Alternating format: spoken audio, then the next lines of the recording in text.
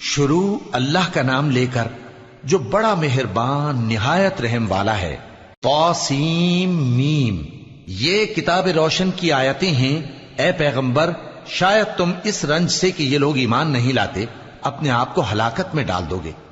اگر ہم چاہیں تو ان پر آسمان سے کوئی نشانی اتار دیں، پھر ان کی گردنیں اس کے آگے جھک جائیں، اور ان کے پاس رحمان کی طرف سے کوئی نئی نصیحت نہیں آتی مگر یہ اس سے منہ پھیر لیتے ہیں۔ سو یہ تو جھٹلا چکے، اب ان کو اس چیز کی حقیقت معلوم ہو جائے گی جس کی ہنسی اڑاتے تھے۔ کیا انہوں نے زمین کی طرف نہیں دیکھا کہ ہم نے اس میں ہر قسم کی کتنی نفیس چیزیں اگائی ہیں؟ کچھ شک نہیں کہ اس میں نشانی ہے، مگر یہ اکثر ایمان لانے والے نہیں۔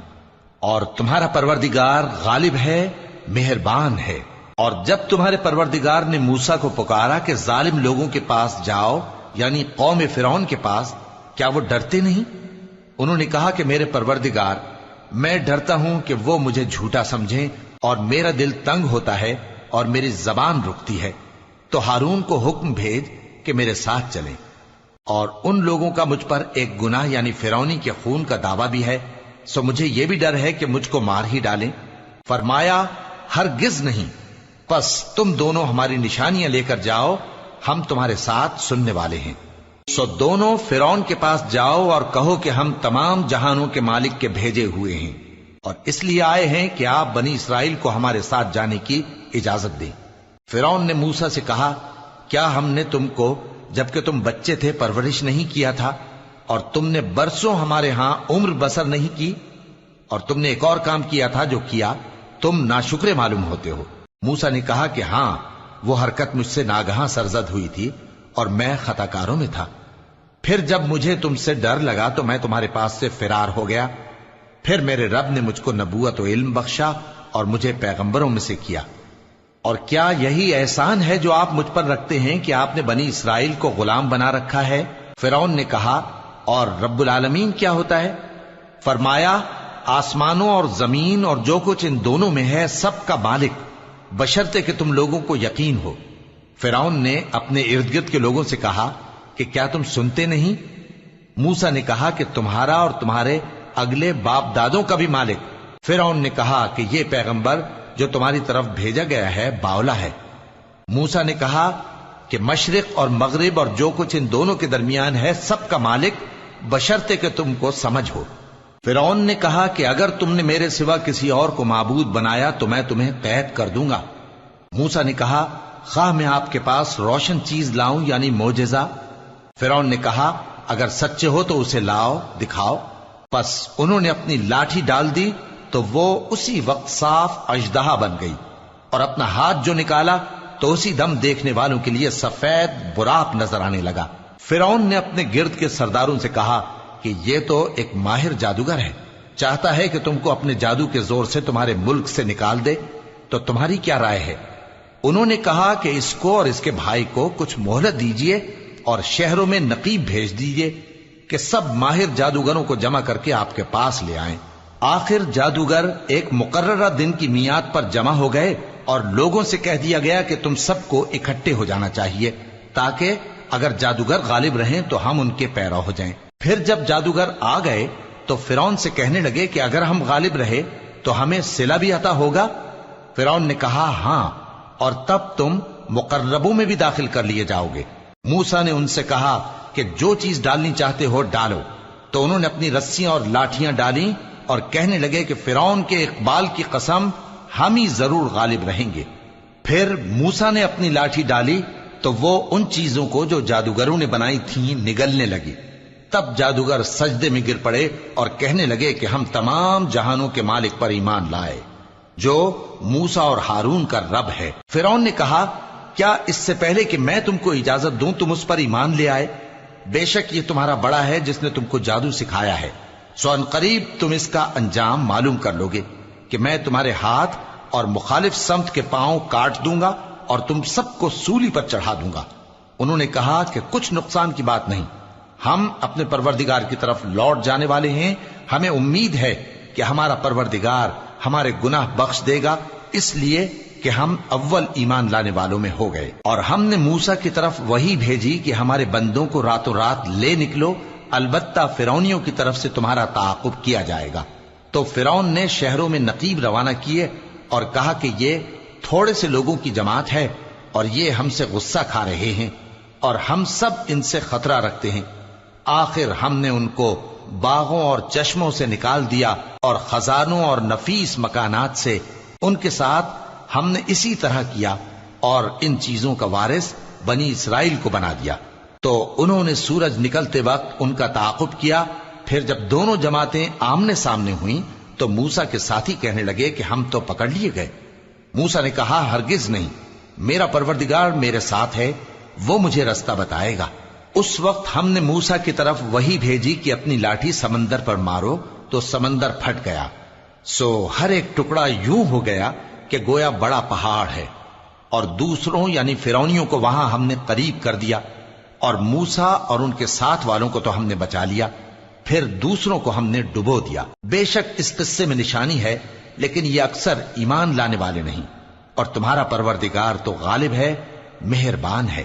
اور ان کو ابراہیم کا حال پڑھ کر سنا دو، جب انہوں نے اپنے باپ اور اپنی قوم کے لوگوں سے کہا کہ تم کس چیز کو پوجتے ہو؟ وہ کہنے لگے کہ ہم بتوں کو پوجتے ہیں اور ان کی پوجا پر قائم ہیں۔ ابراہیم نے کہا کہ جب تم ان کو پکارتے ہو تو کیا یہ تمہاری آواز سنتے ہیں یا تمہیں کچھ فائدہ دے سکتے یا نقصان پہنچا سکتے ہیں؟ انہوں نے کہا نہیں، بلکہ ہم نے اپنے باپ دادا کو اسی طرح کرتے دیکھا ہے۔ ابراہیم نے کہا کیا تم نے دیکھا کہ جن کو تم پوجتے رہے ہو، تم بھی اور تمہارے اگلے باپ دادا بھی، تو وہ میرے دشمن ہیں، مگر رب العالمین میرا دوست ہے، جس نے مجھے پیدا کیا ہے سو وہی مجھے رستہ دکھاتا ہے، اور وہ جو مجھے کھلاتا اور پلاتا ہے، اور جب میں بیمار پڑتا ہوں تو مجھے شفا بخشتا ہے، اور وہ جو مجھے موت دے گا اور پھر زندہ کرے گا، اور وہ جس سے میں امید رکھتا ہوں کہ قیامت کے دن میرا قصور بخشے گا۔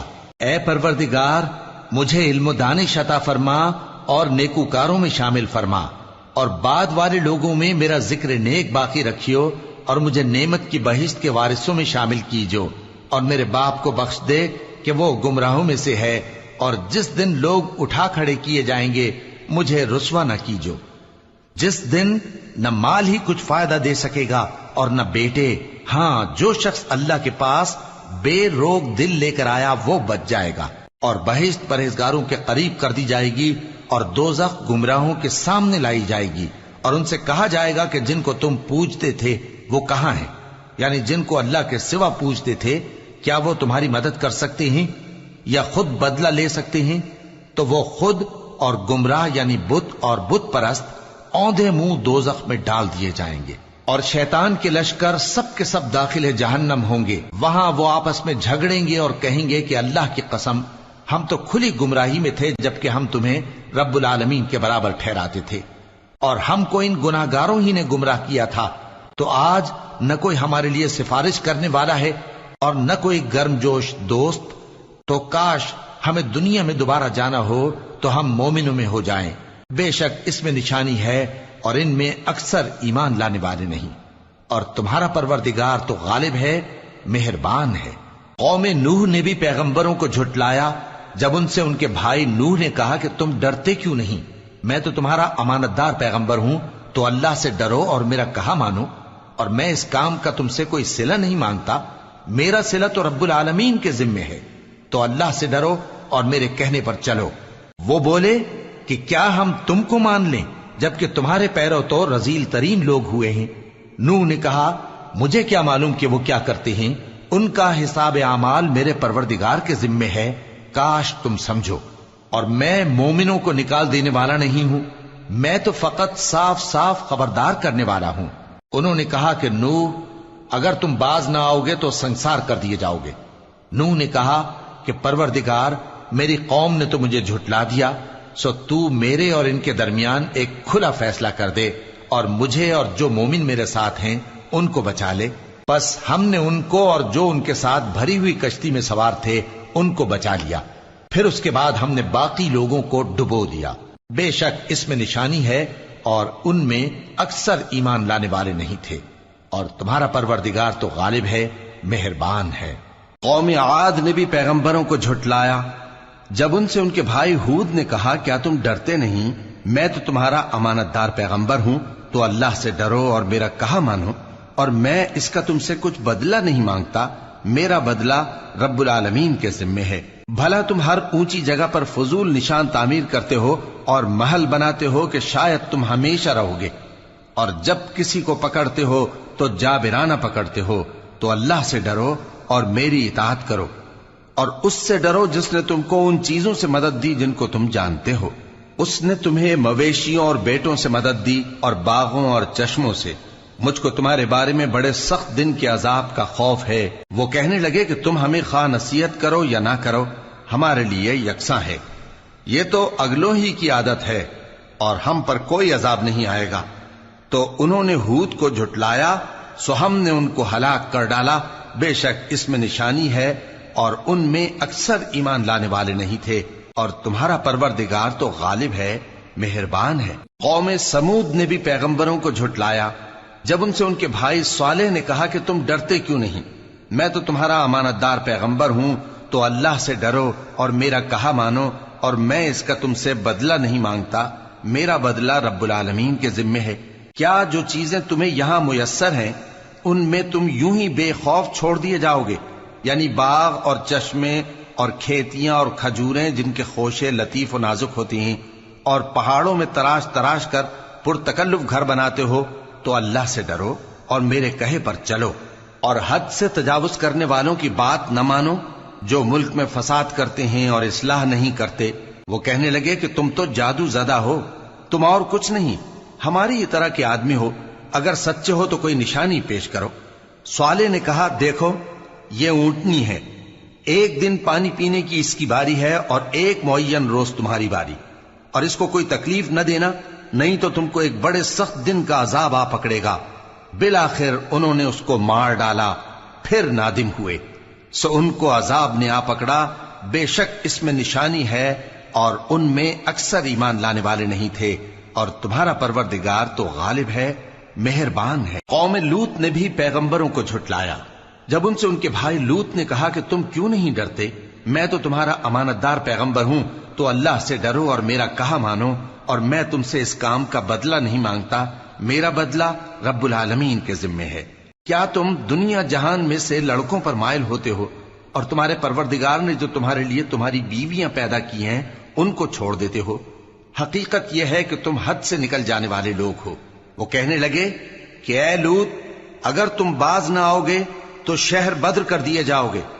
لوط نے کہا میں تمہارے کام سے سخت بیزار ہوں، اے میرے پروردگار مجھ کو اور میرے گھر والوں کو ان کے کاموں کے وبال سے نجات دے۔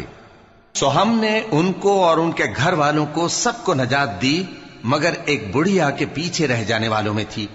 پھر ہم نے اوروں کو ہلاک کر دیا اور ان پر مے برسایا، سو جو مے ان لوگوں پر جو خبردار کیے گئے تھے برسا وہ برا تھا۔ بے شک اس میں نشانی ہے، اور ان میں اکثر ایمان لانے والے نہیں تھے، اور تمہارا پروردگار تو غالب ہے، مہربان ہے۔